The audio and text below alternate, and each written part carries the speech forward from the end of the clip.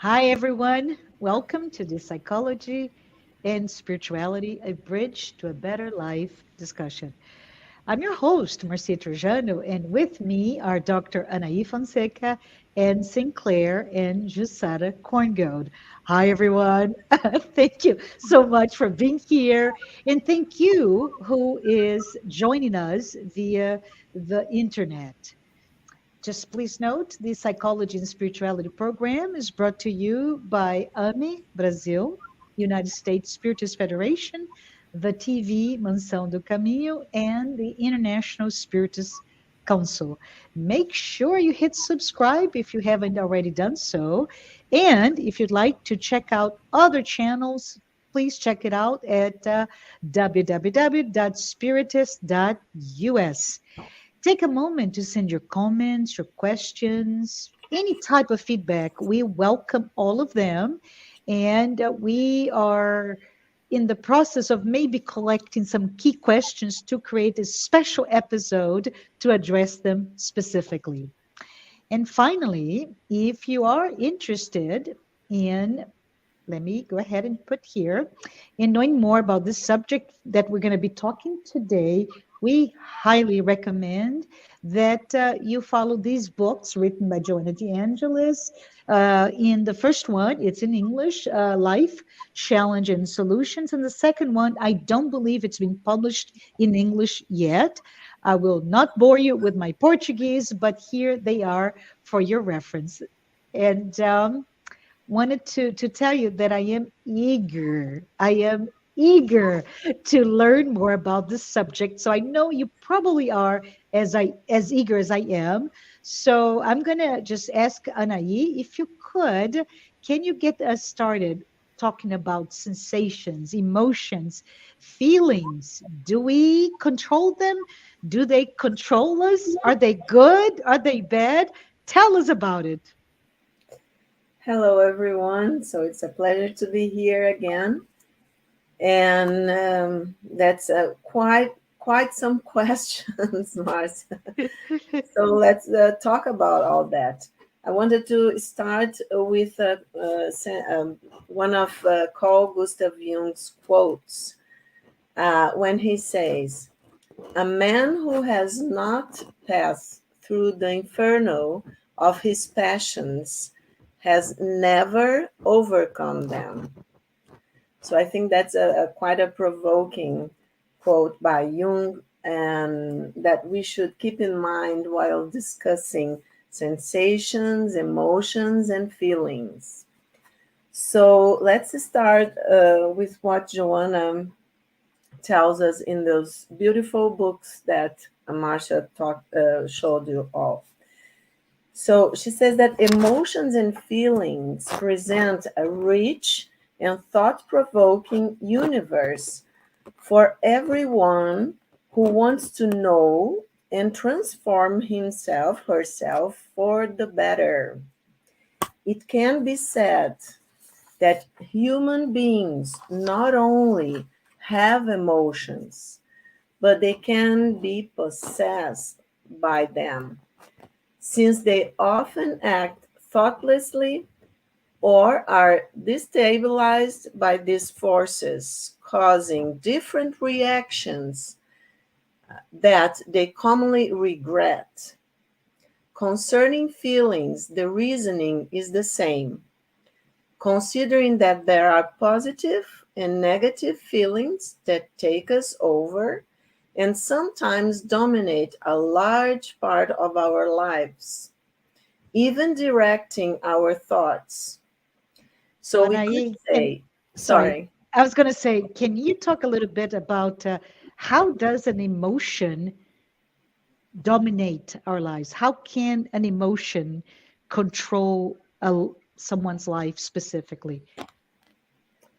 So exactly, I was going to tell you all about that. Oh, wonderful.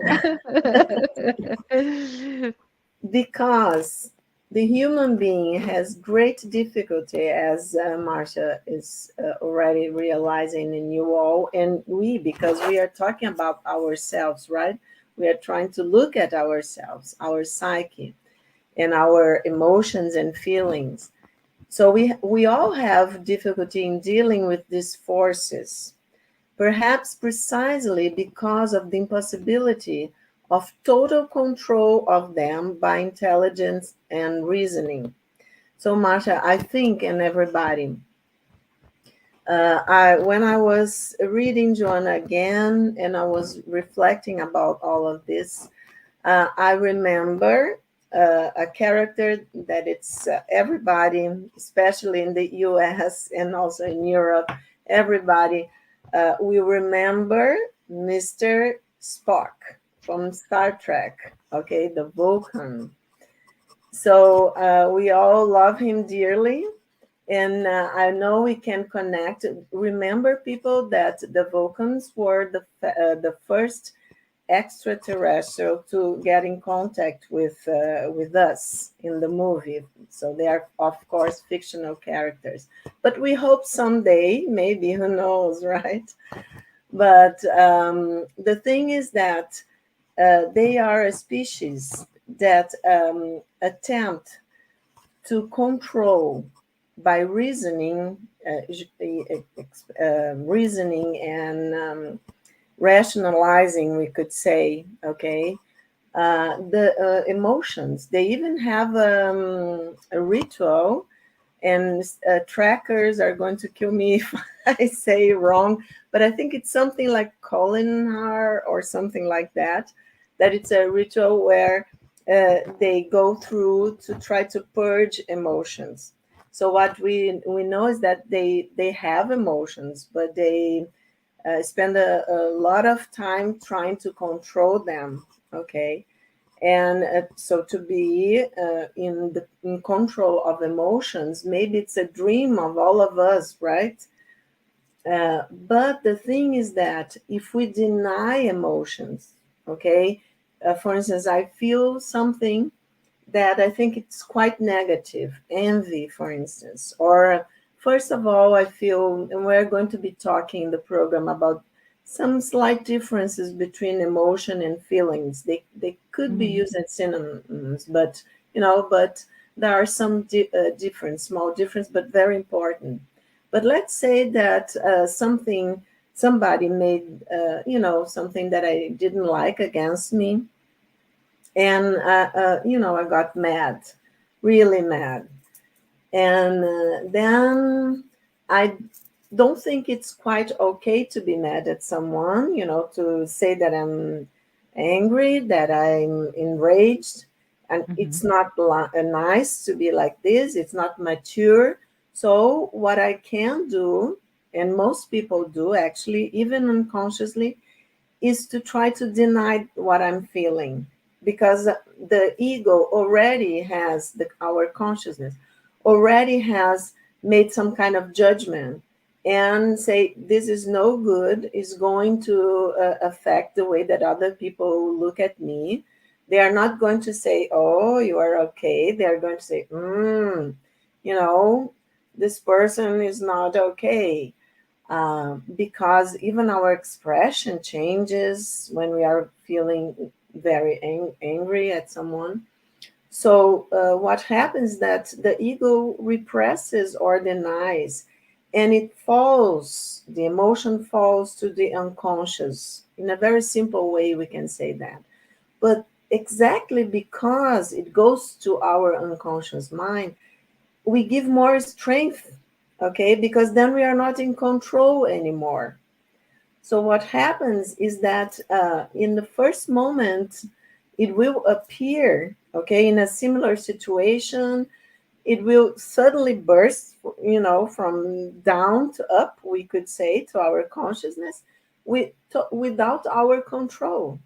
Mhm. And then we look back when we calm down and think, how could I have act like that? It's not me, it was somebody who took over. But it is exactly us. And it's just because we don't know ourselves that we have already judged that as very bad. We have tried with the ego mechanism that we can talk in another program to repress, to deny, to put in the unconscious. Okay, it's out of my mind. I think it's out of my mind, but our mind our minds are made of the conscious stuff and the unconscious, okay? Mhm. So actually it's there and it gets much more energy because it's the unconscious, we could say in a very simple way. So what happens is that, okay, I'm going living my life. Oh, I feel bad. I feel okay. Sorry, I feel okay. Because now I'm not feeling, not judging in myself. I had control. I got control over my emotions. And exactly the opposite, they are there, the emotion is there, and I lost control because now my conscious is not dealing with the emotion anymore. So let's go back to Mr. Spock. So in the remake of Star Trek with the young guys, I don't know if you remembered, some years ago, they were great, by the way, the movie. So remember, well, I don't want to give spoilers, but and everybody has already seen the movie. So what happens is that Spock is a child of two worlds. I think this is great because the mother is from Earth and the father is a Vulcan. So he's always in conflict. Should he try to purge his emotions, or and go through all the way through the ritual, the Kolinar or whatever it's called, or should he just accept that he has emotions like we do on Earth and try to make a balance of everything that and accept who he is. So this is, I like very much the character because it's a conflict that we all have in our evolution. Could we And say, sorry to interrupt, but could you say that he's actually epitomizes exactly what Jung was saying? He cannot get better until he finds the conflict within himself. Therefore, Mr. Spock is repressing culturally. His background pushes him to repress, but his conflict about repressing and feeling emotions is actually what makes him better. I like very much Marcia. Yes. I like very much your comment. Exactly. Because, I remember a scene. Okay, spoiler alert, please. In this movie with the young guys, they are great. And when his planet Vulcan explodes or something, in a black hole, the bad guy made all of this, and Spock loses the mother, okay, in the transport. They weren't able. And in the first, imagine you were holding your mother's hand, and suddenly she's not there anymore. Okay, so it's a very important part, and very deep. You can see the suffering. The actor is great, by the way, and you can see the suffering in his face. So, and the astonished, he's the impact is huge, Mhm. but he goes on as like, if because he's now he's the person responsible, the commander or whatever of the ship. And the thing is that the captain, and the thing is that he tries to goes on Mhm. uh, as if nothing had happened. He tries to be a good Vulcan, let's Yeah. say, Yeah. right? And what happens, a lot of things goes on, but in the end, the old Spock, by the way, Leonard Nimoy, wherever you are, we love you. We hope you're fine. Thank you so much for Mr. Spock. Live long and prosper. And the thing is that, okay, the old Spock tells Kirk, spoiler alert again, that he should try to emotionally compromise the young Spock so that everything can go back to the timeline that they need, that Mhm. Kirk be the captain and Spock be the second in command, whatever. Mhm. And the friendship can goes on because the friendship will define them. So what happens is that Kirk really does that, because the old Spock said this is very, very important to be done.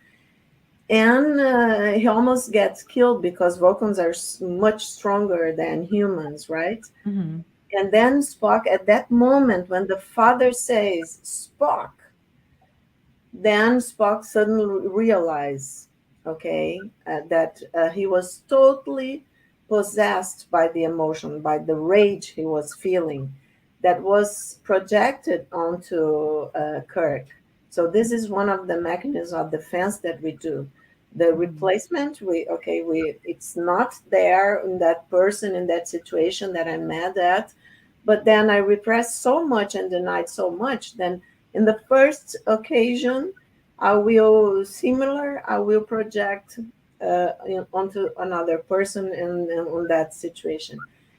And then he says to the medical person, can't remember the name now, but trackers, please forgive me. It's a great character, the doctor. And Bones, Kirk calls him Bones. So he tells Bones to write down that he's stepping down from, from being the captain because he is emotionally compromised. At Hmm. that moment, he says that I'm emotionally compromised. So, in the moment that you say, Martian and everybody, that you recognize the emotion and the emotion can be in your conscious mind, then you are in control.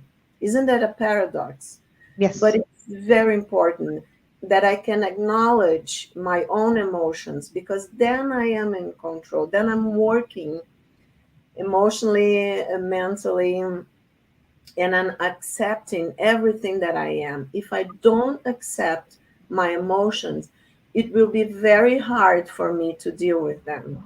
I don't know if I made it a little bit clear. This this is perfect. But I wanted to maybe pause here to ask Jussara and Anne and you and Anahy to talk a little bit about the whole, if there is a continuum, and I don't know if there is, but the difference in the continuum between sensation, emotions, feeling. Is this a good time for us maybe spend a minute, or what are examples perhaps so that it contextualizes this discussion to the public? What is an example of a sensation? What is an example of emotion? What is an example of a feeling? Okay. Sorry, can I just jump in before that? Sorry. Sure, sure. It's just because I think Anaïs said such important things, and had me thinking. Because I'm just thinking, at least about my own life, and perhaps many people are like me.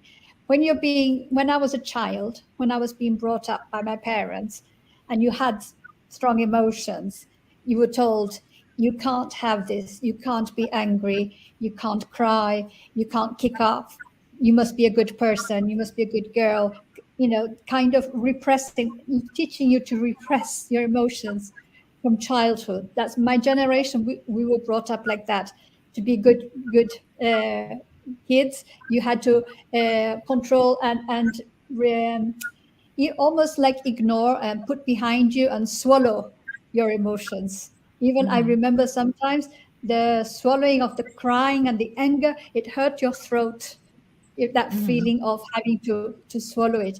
So we are brought up like that, and now you're suggesting actually, well, it's not the way forward, perhaps. But the way forward is to recognize our emotions. But what do we do with them when we recognize them? We can't all go around behaving completely emotional because the world will not function. So I was just thinking that, because what do we put in place of it? You see what I mean? Because if this is the way we've been brought up, and say, yeah, okay, I'm trying to acknowledge, okay, I'm in the traffic, the person cut in front of me. Yeah, I'm angry. Oh, no, no, no, no, no. Okay, I'm okay, I'm okay, I'm okay. This it's all gone, gone, gone. No, it's not gone because I'm still angry because that person cut ahead of me and made me break suddenly or whatever. Simple occasion in life. But I'm just thinking, it's like we need new tools, new ways of acknowledging our emotions and what to do with them, to not to be angry with them, not to think they're bad things, things of the devil or the bad mhm, side. I don't mhm. know if you have something that you could help us suggest? And I think this Jussara, I sounds. think, go ahead, Jussara. Just wanted to say something because I think it goes along the line of what Anne is talking about, and then Anahy can bring all the conclusions. And since we are being personal, one crazy experience that I had with emotion, and maybe I'm still dealing with that, is some years ago, I had breast cancer, and I went through all the surgeries, etc. And my mother died of breast cancer as a result of years later. And I would be going to the oncologist, the hospital all the time, and then you see all those patients that are going through cancer, very skinny, very pale, all of that. And during that time, I went to the opposite way. I started putting on weight, and it came to a point that, of course, I was overweight, but I couldn't do anything about it. And finally, I came to the realization that um, that was a result of, the fear, and the mathematics that I was doing was the following: if I lose weight, if I'm skinny, it's because I'm going to die. It's because my cancer is bad. And it took me, so many years to deal with that, and to finally start losing weight. And the crazy thing is, I knew it, but I couldn't control it. It was stronger than me in terms of, I know I went to talk even to the psychiatrist and psychologist at the cancer hospital. And I told her, I know what is going on, but how can I, hold this beast down? So I think it's in the lines of how what Anne was talking about as well, in terms of emotions, and they're there. Mhm. The both examples are very difficult in your case, Sarah, and but are very important because everybody, a lot of people go through the same experiences that you have both have. And for instance, Jussara, we could say that in that moment, you and everybody else that have to face, cancer or a disease that are diseases that are life-threatening, right? Have to deal with fear of dying, even if we already know, for instance, as spiritists, that consciousness go on, that we live, beyond the death of the body, but it's not the death of the spirit, that spirit goes on, but the ego and other parts of ourselves, or that Jung called complexes, okay? Like small personalities, the child that, or the adolescent, or the young woman that you were when your mother died, for instance, and you had to help her through all her process. So the memory of the feelings that you had on those moments are imprinted in your brain and in your mind. So even if you now are an adult and have another knowledge and understanding of life, and you don't have to be afraid, but of course you are a human being, and you are here with an ego and with an experience of life and with complexes together, okay? And that have memories. They have memories, they have purpose, they have experiences related to some emotions. So what you were feeling was, of course, that made you gain weight and things like that. Of course, you have told yourself that was fear of, being as watching those people losing weight and maybe being near death with that struggle with cancer. But to acknowledge fear, and it has to be in your own time. It's not the time of the watch. It's not the time of, oh, but now, okay, I have to, overcome this because I know I'm an adult and I'm a spiritist. But Mhm. you are not dealing with your conscious mind in this moment. You are dealing with memories and parts of yourself that are in the unconscious.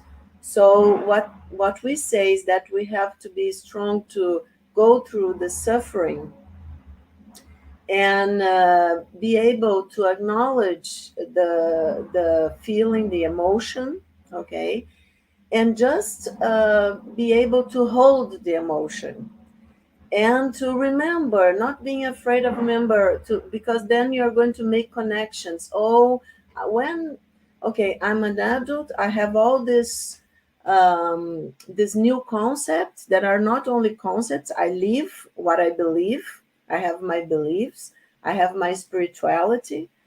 So this should make okay for me to go through a difficult period in life, and maybe not. Maybe we're going to feel different emotions that are not exactly from this moment in time, but they are in the unconscious.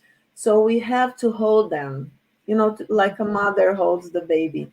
You can be with me because you are part of my experience and you are precious. It's okay. It's all part of myself.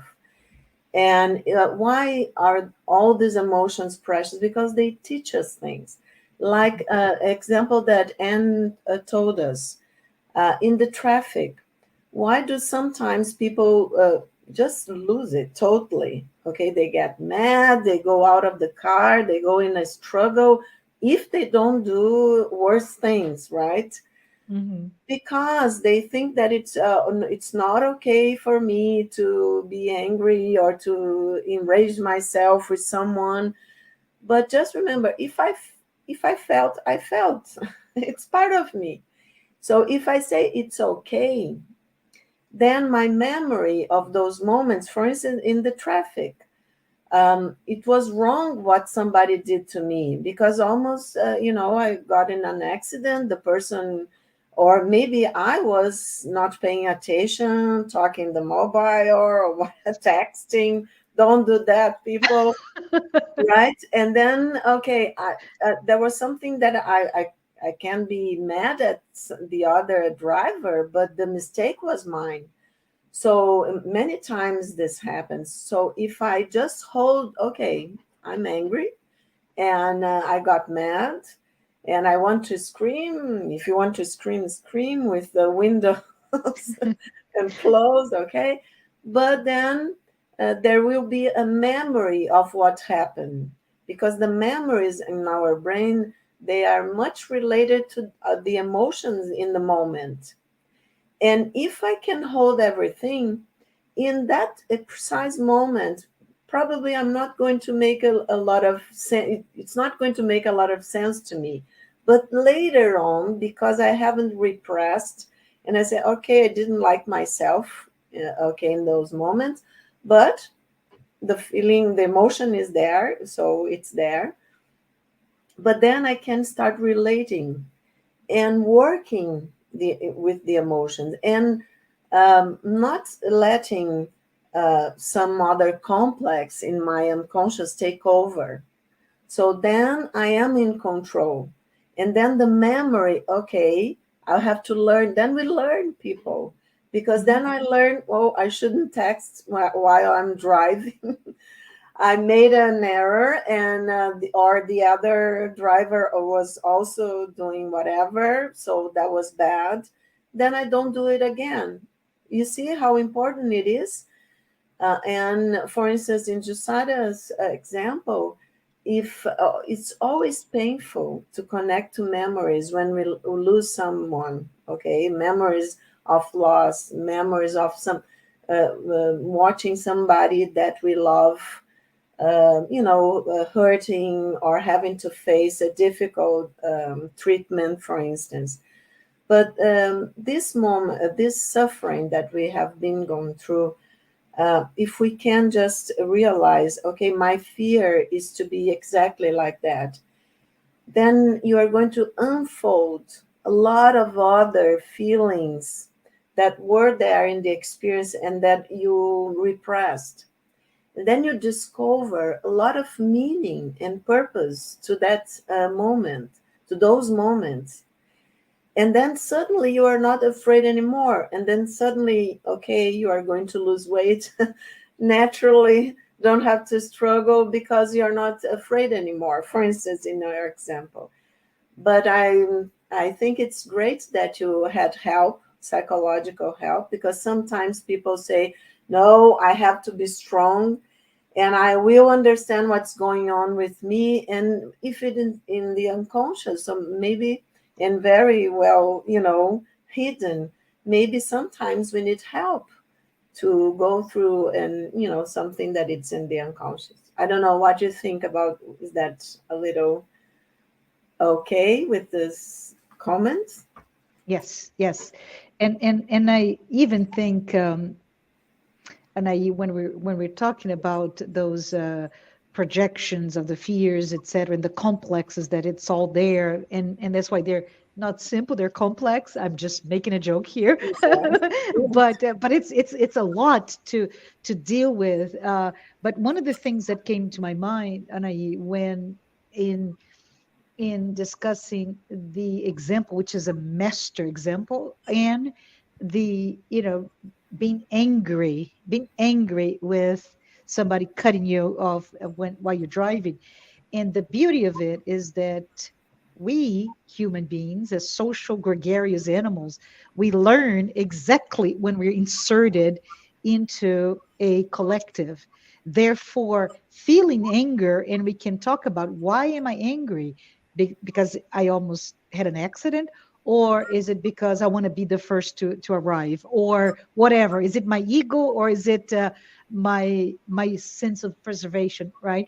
So I think it's really interesting to start to check in the mechanism, in my point of view, and you may want to confirm or completely say, no, Marcia, you're wrong, is that self-check. It's the self-discovery. It's the process of analyzing.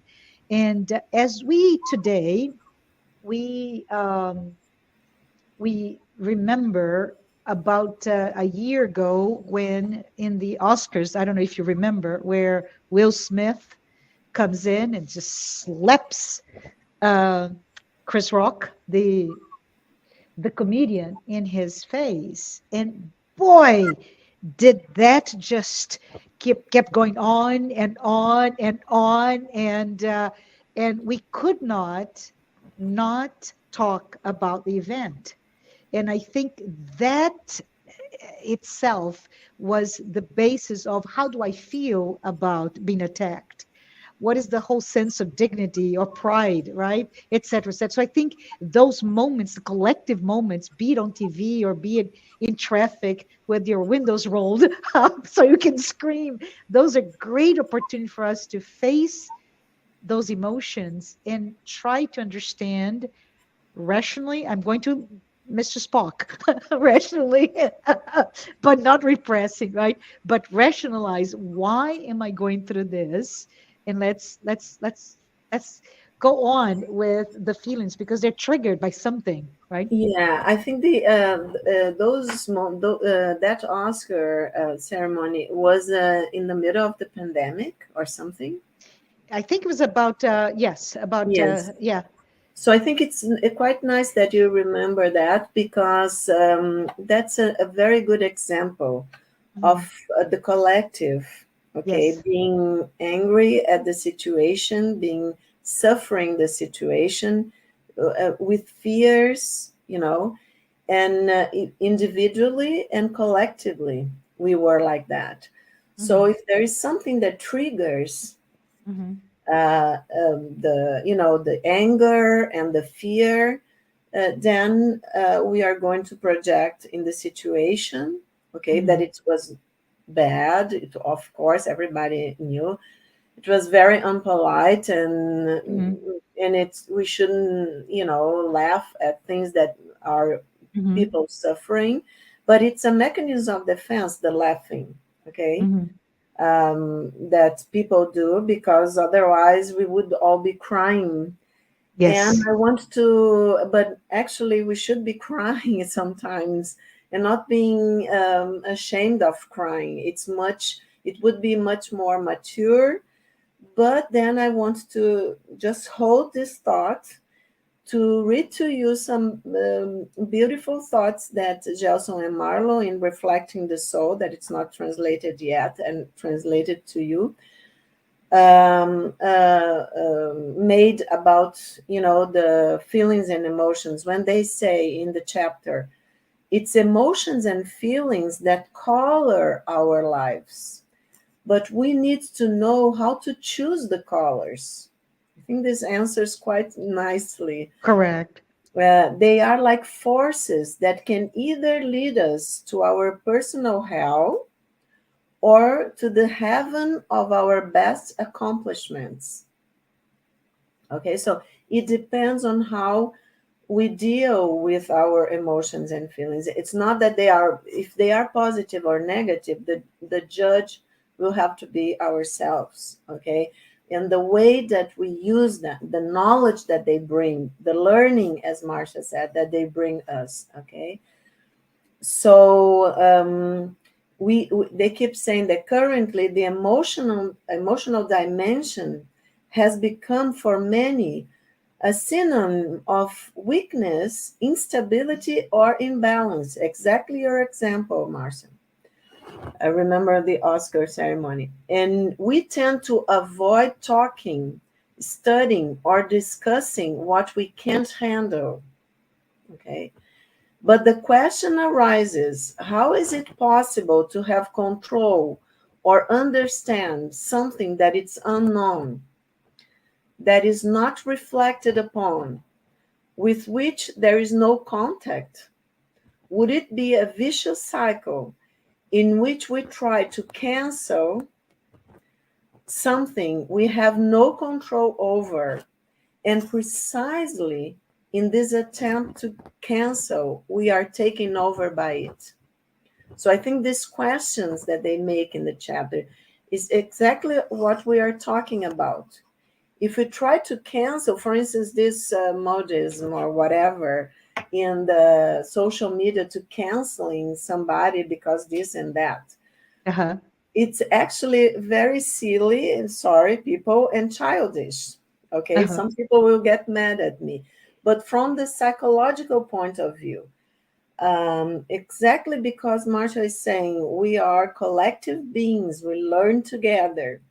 So if I don't like something that the other person is saying, if I do, we have those monkeys, right? If people help me, that I'm not listening, I'm not seeing anything, I won't talk, you are canceled. Okay, so this is like the child.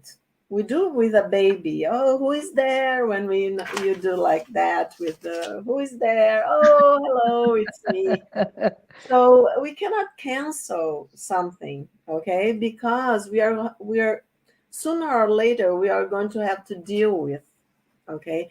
The and if this is a kind of a rule talking about the unconscious and the psychological way that we are and we function, that if something bothers me a lot, okay, a lot, it's not me that is saying this is every psychologist and psychiatry knows that. And I'm sorry, okay, for bringing this, but I think it's very important that people know about that. We are talking from the psychological point of view. If something bothers me a lot, I mean a lot, okay, the answer to this anger or to this rage or whatever you want to call it, it's not in the other person or in the situation. So you could try to cancel, but okay, I'm not going to bother with that. But then, exactly in this moment, you have put the thing that it's bothering you and it's trying to surface to the consciousness, okay? And it was triggered by whatever the people or the person that in the situation brought to you. It was triggered. And it's okay, it was bad, that the person said this or that, but the reaction, the emotional reaction, it was mine. I was feeling it. I could have, "Oh, I don't care, whatever, I'm not going to listen to this person anymore." Okay. But if I feel very strongly and I get mad and I get to do something and I go to the social media and say this and that and I will cancel and blah, blah, blah. And now I get into fights and things like that. I'm not doing exactly what we are trying to say now, that I should hold. Forget about the person, the situation. Oops, I have a very strong emotion. So I have to hold like a baby. It's mine because I'm feeling my heart, my body, my mind. Okay. All these systems are feeling something. Uh, so I have to pay attention to what I'm feeling and to see why did this situation, this person bother me so much. Okay. And then the answer is not going to be in the person. The answer is going to be inside myself. Wow. Then I have learned something about myself. Isn't that great? Maybe if it's something that I don't like very much, but don't it doesn't matter because now I'm in control. Now I'm in control. If I don't like, I'm going to work on that. So I want this color in my painting, like the author said in this chapter. No, I don't like this color, so I'm going to try to put it down. I don't like the red, red, red, red of passion. So I'm going to put some white and I'm going to make a little pink or whatever. So I'm slowing down and I'm in control. I think this it's very good that all these examples that you are bringing, because it's very useful and we have to pay attention. We have a beautiful opportunity to know better, like we are doing with the podcast. But we have to choose the colors. So if I use the media, the internet, the social media, to get a little more neurotic, okay, I'm coloring with my own colors. Nobody can be blamed. But if I'm using all this way, and we are talking previously to of the program, the recording of just getting closer, knowing that we are human beings, that our emotions doesn't matter if we have an ocean apart, we can feel each other's emotions and we can help each other. Wow, then we are going to evolve very quickly. I'm positive. All right. So let's go ahead and maybe wrap it all up because we talked here about emotions and feelings. And you started with Carl Gustav Jung telling us you have to go through it, right? He even uses the word inferno, the hell of that emotions that you don't like about yourself or that you're feeling. By doing it, by acknowledging, then you start to conquer it, which is a very interesting aspect. We talked about Dr. Spock, Mr. Spock, I'm sorry, Mr. Spock, right? Or is it Dr. Spock? Mr. Dr. Bones is the doctor. It's Mr. Yes, yes. It's been too long since I've seen. I got to go back to Star Trek.